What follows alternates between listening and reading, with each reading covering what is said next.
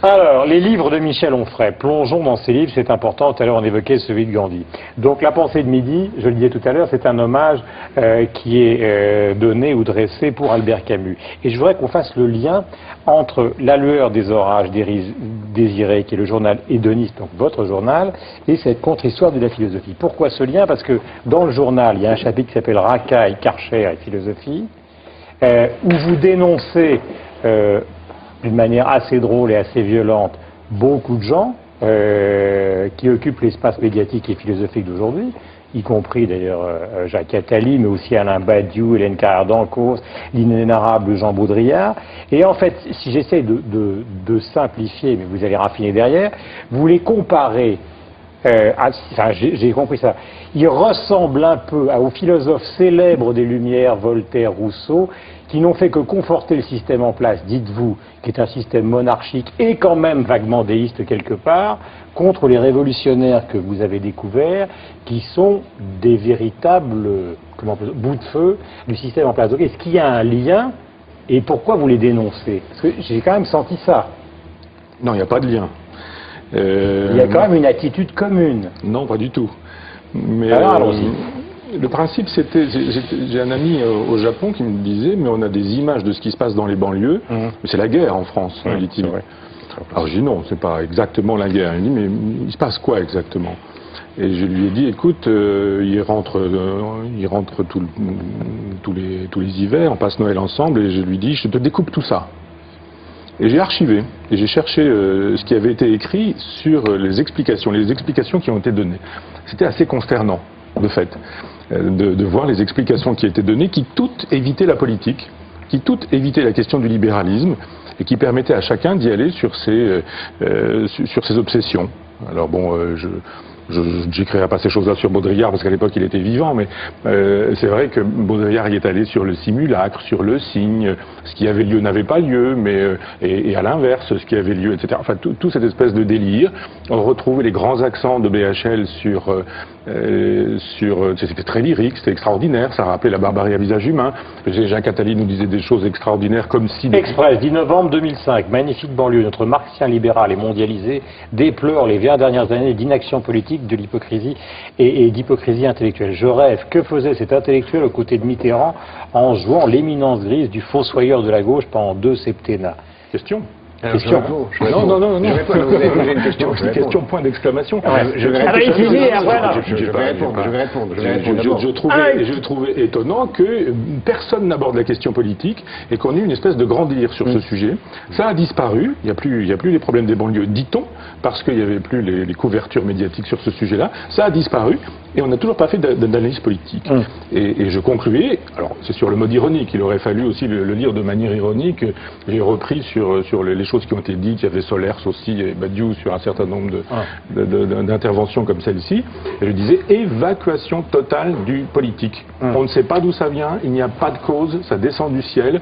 Et je trouvais que peut-être, en ce qui concerne Jacques Attali, effectivement, il y avait un passé qui était aussi un passif chez Jacques Attali qui aurait pu permettre de dire, effectivement, en 20 ans, on n'a rien fait. La gauche n'a rien fait. Quand la gauche est devenue libérale en 83, elle a rendu ces choses-là possibles. Alors un peu d'autocritique aurait permis peut-être qu'on dise que, à partir du moment où la gauche est devenue libérale, eh bien, on a balancé ces gens-là soit dans le désespoir, soit pour d'autres dans les bras de Le Pen. Donc c'était une analyse politique qu'on pouvait faire et qui n'a pas été faite. Alors je reviens, je vais faire ma question longue tout à l'heure dans la version courte. Est-ce que les intellectuels d'aujourd'hui, type Jacques Attali, sont des gens qui finalement aident le pouvoir à se conserver? Et est-ce que, je ne parle pas des œuvres, mais est-ce que de ce point de vue-là, on n'est pas en plein, saute sur l'autre livre, c'est-à-dire sur Voltaire, qui finalement ont conseillé les puissants, comme Jacques, ont éduqué les dauphins, et n'étaient pas en rupture. Pour le coup, vous avez raison, il y a une ligne de fracture. Elle travaille l'histoire de la philosophie, l'histoire de la pensée, l'histoire des idées. Il y a les résistants et les collaborateurs. Ça paraît clair. Ça, c'est violent. Non, Attali et collabo. D'accord, non, pardon. Je retire le mot collaborateur. Je n'entendais pas au sens Vichy. Il n'y a pas que ça dans la vie quand on utilise le mot collaborateur. C'est très important. Demandez à François Fillon, il sait bien qu'on utilise le mot indépendamment de la connotation.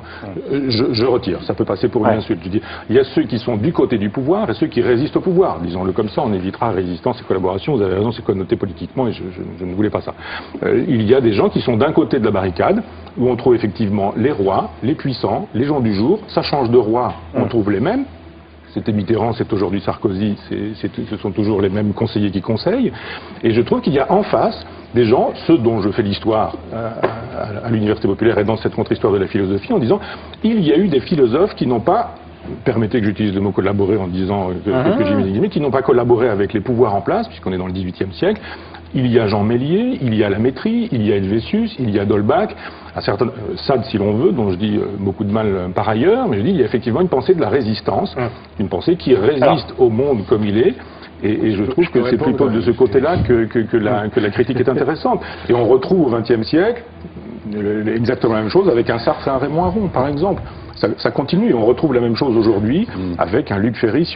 Attali répond et on va, comme je disais, on a déjà vu les perspectives, c'est vrai qu'on voit un ou deux cas particuliers qui sont assez passionnants. C'est vrai que là il fait une césure entre les intellectuels qui se révoltent finalement d'un point de vue social et d'autres qui collaborent avec les puissants, quel que soit le puissant. C'est pas la question dont vous seriez la caricature. C'est pas la question de collaborer avec le puissant, même si le mot a des connotations multiples. Non, la question c'est de savoir si on est simplement un intellectuel qui agite des concepts, qui dit tout va mal, et puis qui ensuite se renferme dans son coin pour dire ça va, je vous l'avais dit, ou si on estime qu'il faut agir. Alors moi je pense qu'il y a deux catégories de personnes. Il y a les intellectuels qui pensent sans agir et les gens qui agissent sans penser. Moi j'estime qu'il faut faire les deux. Je trouverais scandaleux, irresponsable, je ne pourrais pas me regarder dans un miroir si j'avais écrit un article comme celui-là et si j'avais pas agi. Or j'ai agi immédiatement après la l'impression que je n'agis pas, moi. Non mais je vous parle pas. J'ai créé l'Université populaire, j'y enseigne toutes les semaines, je ne vous ai pas critiqué. Il y a 12 enseignants. Je ne vous ai pas critiqué, c'est vous qui me critiquez. Non, vous me dites il y a ceux qui... Non, j'entends que vous êtes un penseur qui agit. Laissez-moi terminer. Laissez-moi terminer. Laissez-moi terminer. C'est vous qui m'avez critiqué, moi je ne vous ai pas critiqué. Et j'allais dire que c'était très bien votre université populaire. C'est de l'action. Eh bien, cet article, il a donné quoi? Il a donné un grand programme que j'ai lancé dans les banlieues, où nous aidons les gamins dans les banlieues à créer leurs entreprises. Nous avons trouvé de l'argent pour le faire, nous avons des gens sur le terrain, et nous avons créé des centaines, des milliers d'emplois à la suite de cet article. Moi, je ne fais pas simplement des articles pour dire ça va mal, ou comme vous, des livres pour dire rien ne va bien, et puis je fais des cours, et je fais ma publicité autour des cours. Je dis pas ça. Chacun fait beaucoup pour le microcrédit. Et je fais beaucoup d'actions. Et je pense qu'on ne peut pas, c'est scandaleux, d'être un intellectuel qui est dans son coin et qui simplement se monte devant les médias et qui ne fait rien. Je travaille, mais j'écris mes livres. Moi, j'écris mes livres en plus. Eh bien, moi aussi, monsieur. Je ne sais pas ce que vous voulez. Vous voulez dire quoi? Non, pas d'allusion. Il n'y a pas d'allusion. Si, il y a une allusion inacceptable. J'écris aussi mes livres. Eh ben oui. Bon, alors. Tout le monde est au courant, tout le monde l'a su. Donc je dis simplement Qu'est-ce que ça veut dire? Non, mais attendez, vous êtes en train de dire, il y a les intellectuels qui agissent, et puis et puis il y a vous qui n'agissez pas. Non, j'ai pas dit vous, c'est vous qui me critiquez, moi je vous critique pas. Vous ne savez pas ce que je suis, ce que je fais, vous ne misez pas ce que... Je m'en fiche. Alors vraiment, je m'en fiche. C'est vous qui me critiquez, moi je vous parle pas. Non, c'est pourquoi il faut éviter de dire que je fais des choses où je ne fais pas, que je dis des choses où je ne dis pas, et que j'écris des livres. Mais je ne critique pas, je dis, vous avez été 20 ans chez Mitterrand, vous êtes aujourd'hui, c'est Sarkozy, c'est pas vous critiquer. C'est faux, c'est doublement faux. Ce qui se passe. Ce que vous ne savez pas, puisque je l'ai écrit, c'est que j'ai quitté l'Élysée. J'ai quitté l'Élysée parce que je trouvais que ça ne suffisait pas comme action et je suis parti ailleurs. Je ne suis pas resté 20 ans comme vous dites, j'en suis resté 8, premièrement. Deuxièmement, je ne suis pas chez Sarkozy ni chez personne, je préside une commission librement qui va rendre des conclusions librement. Je ne suis pas dans l'action et je fais, j'estime, un métier d'intellectuel qui ne se contente pas de réfléchir aux philosophes du XVIIIe siècle, oubliés sans doute à juste titre, mais qui propose des choses concrètes pour changer concrètement la vie des gens avec mon intelligence. Je n'ai jamais dit le contraire. Bien si, vous avez dit le contraire. Je n'ai pas dit ça, je dis simplement que vous n'avez pas le droit de dire. Moi j'aime bien dans l'action. L'action aujourd'hui suppose la politique et la politique suppose l'économie. Mais la politique, c'est pas la politique. La politique, c'est pas la politique politicienne, on fait de la politique ailleurs que dans les partis, ailleurs qu'à l'Élysée, ailleurs que dans un ministère. La politique, ce n'est pas que ça. La politique, c'est d'agir sur le terrain, de faire des choses en relation avec... Je vais essayer d'aller plus profondément dans ce que vous racontez, Michel. J'essaie d'aller plus profondément sur le terrain, donc je ne vous permets pas de dire que je l'ai arrivé tout à l'heure. Non mais à un moment, Michel, à un moment, parce qu'on parle du système politique justement, c'est important, qu'est-ce qu'on lègue aux enfants? À un moment, il y a tout un chapitre, et pour ça que c'est toujours compliqué, mais en même temps, on va essayer de faire le lien entre les deux livres, où vous parlez de la représentation politique, c'est-à-dire d'une majorité qui nie sa minorité, et donc vous ajoutez, puisqu'on revient à la conversation de tout à l'heure, socialement, vous dites quid des fils de femmes de ménage, quid de tous ces gens qui sont pas... C'est vrai, c'est au cœur du livre. Donc là, c'est quelque chose qui vous est toujours, enfin, qui est très sensible chez vous, vous l'avez toujours dit, vous l'avez même écrit dans un précédent livre concernant votre propre histoire, qui était l'histoire d'un enfant... Le ministre le disait tout à l'heure, on le constate. On le constate. Donc c'est deux biographies finalement qui se heurtent, j'ai l'impression, tous les deux. Ah non, mais ce sont deux conceptions du monde. Ce ne sont pas deux biographies. Moi, je pense si, pas dans que le précédent livre, vous disiez, moi, mon père était ouvrier, ma mère était femme de ménage, et ça a contribué largement à façonner ce que j'écris. Oui, mais je ne connais pas les origines de Jacques Attali et je ne le lui reprocherai pas. Ce ne sont pas deux biographies. Mais on sera toujours dans l'incompréhension. Non, on a deux idées de vision du monde, de perception des choses qui ne sont pas les mêmes. C'est très bien, ça fait une action intellectuelle, c'est tout. Moi, je respecte la vôtre parce que j'estime que vous faites à l'université populaire respectable. Je vous demande de respecter la mienne. Mais qui vous a dit que je ne la respectais pas? C'est ce que vous écrivez. Non, je dis pas ça. Écoutez, c'est dans un ensemble, pour être honnête, c'est dans un ensemble sur les Karcher où tout le monde y passe. C'est un peu vrai. Sur cette question des banlieues, j'ai trouvé effectivement qu'il n'y avait pas d'analyse politique. Donc remettons dans le contexte. De fait, on peut sortir la phrase, je l'assume, je l'ai écrite. On peut la sortir. Elle était dans un contexte qui me permettait de dire que les intellectuels qui défendent aujourd'hui le libéralisme, dont Jacques Attali, et c'est pas honteux. Mais non, mais c'est pas vrai. C'est pas vrai. C'est simplement pas vrai. Ah bon? Non, lisez mes livres. Non, pas du tout. Ah bon? Vous n'avez pas lu mes livres, j'ai écrit. Si, j'ai lu votre Marx, si je parle du Marx. Eh bien, Marx, c'est une biographie, c'est pas un essai. Vous savez la différence entre une biographie et un essai. C'est une biographie. Ah oui, il y a des essais qui ne sont pas des biographies, des biographies qui ne sont pas des essais. C'est un sujet important parce que vous saviez la différence entre une biographie et un essai. Je plaisante. Eh bien, c'est pas du tout la même chose. Par contre, j'ai écrit des essais. C'est une biographie qui est un essai. Non, pas du tout. Pas du tout. C'est une biographie. Mais j'ai aussi écrit des essais sur la façon dont je pense la société idéale. Oui. Et ces essais n'ont rien de libéral. Alors, je vous demande de les lire. Je termine sur donc les ultras, les lumières. Donc là, c'est un journal. Je voudrais signaler que dans ce journal, il y a une des passions qu'on retrouve chez Onfray, qui est la cuisine, avec un éloge d'un cuisinier espagnol et un éloge de Philippe Starck, dont vous considérez que les objets présentent un caractère à la fois démocratique, au contraire d'un certain nombre d'œuvres d'art, et voluptueux, ça il le lira, ça lui fera très plaisir. Mais revenons sur le fondement de la réflexion qui occupe toute cette contre-histoire de la philosophie. Et là, dans sa période 18e, cet abbé, par exemple, qui ouvre le livre, qui finit par écrire pendant 10 ans de sa vie, de 55-65 ans, un livre qui s'appelle Le Testament, et vous dites, au fond, en matière de révolte, il a tout inventé. Qui est-ce ? On ne connaît pas son visage, on sait peu de choses de sa biographie. C'est Jean Mélier, il était curé des Trépigny dans les Ardennes, et pendant toute son existence, il a fabriqué ce qu'on a appelé le Testament. Et c'est la première déclaration de guerre à Dieu, à la monarchie, à la relation entre la pensée, le pouvoir, les imbrications entre le christianisme et puis la monarchie. C'est une analyse critique c'est la première, avant Richard Simon, la première exégèse biblique où il nous dit mais ça déconne partout les évangiles synoptiques, c'est une chose, le contraire, encore autre chose. Et c'était un gros texte de 1000 pages et il disparaît. Et Voltaire récupère ce texte et taille ce texte. C'est pour ça qu'il y a... Je sens que vous êtes dans une logique voltairienne, et moi je ne suis pas voltairien, mais il y a un courant dans lequel on trouve Voltaire et quelques autres, et Montesquieu, et qui sont des gens tout à fait respectables. Et puis en face, un Jean Mélier qui est gênant, parce qu'il est communiste, il est anarchiste, il est athée, et Voltaire dit on va transformer ce texte pour en faire un texte déiste, pas critique à l'endroit de la monarchie, et je dis voilà, c'est un endroit... Lui qui dénonce son Seigneur, qui dénonce la fameuse nuit catholique alors qu'il est curé, quoi. Oui.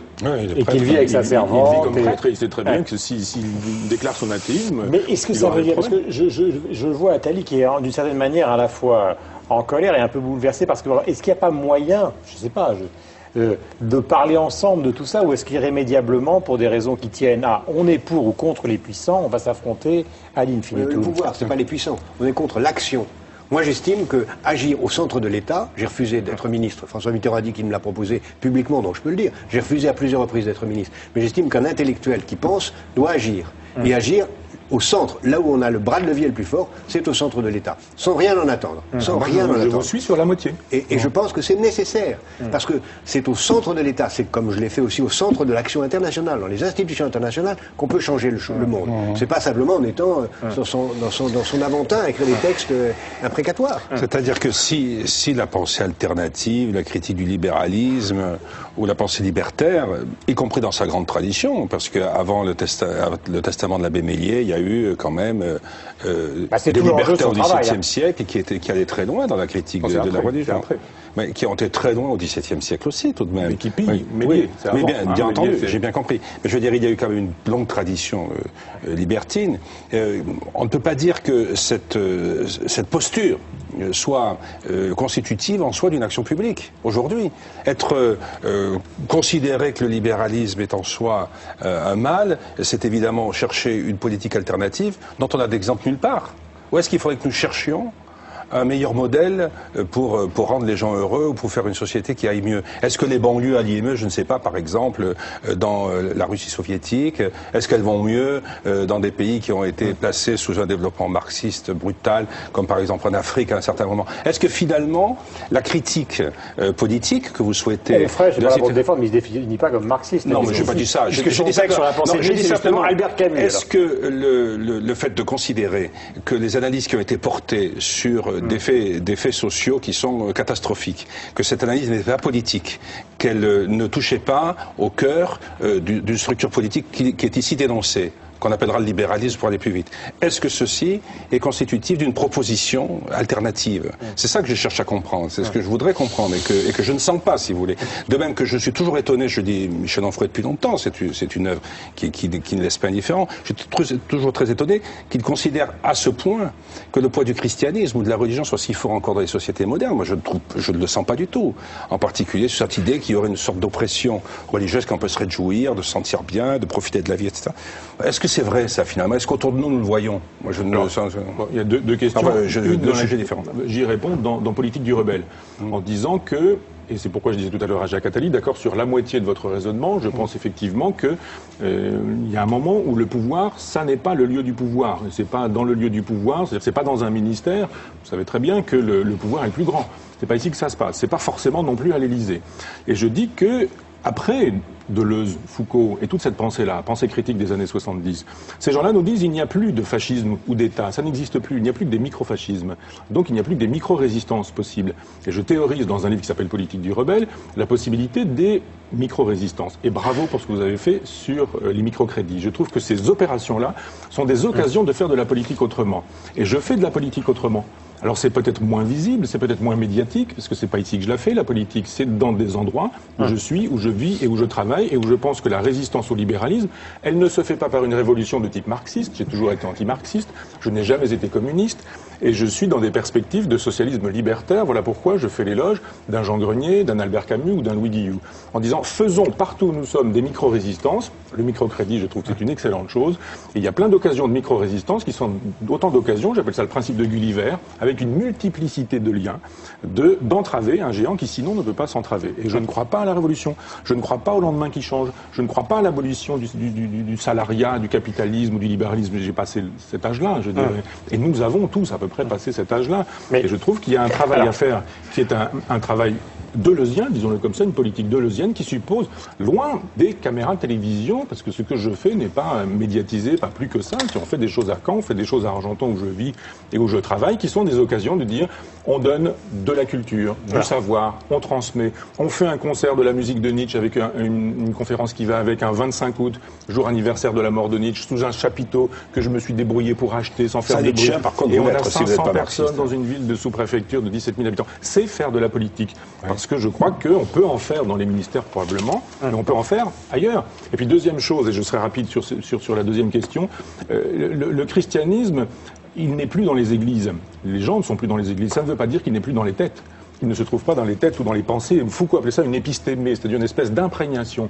Il y a une imprégnation judéo-chrétienne, y compris chez les athées, y compris chez les gens qui n'ont pas eu de formation catholique. On n'a pas le temps de rentrer dans le détail, mais on pourrait voir ça sur la question juridique, sur la question esthétique, sur la question pédagogique, sur la question des bioéthiques. Tout ça suppose que nous ayons 20 siècles de christianisme derrière nous, et c'est pas rien. Et y compris aujourd'hui dans l'espèce de jouissance consumériste qu'on nous propose, l'espèce de souffrance qu'on inflige aux femmes avec le modèle idéal d'un corps auquel on ne ressemblera de toute façon jamais. Tout ça, ça suppose une espèce de douleur, de souffrance, et ça suppose un corps chrétien. Et ça, j'ai raconté dans un autre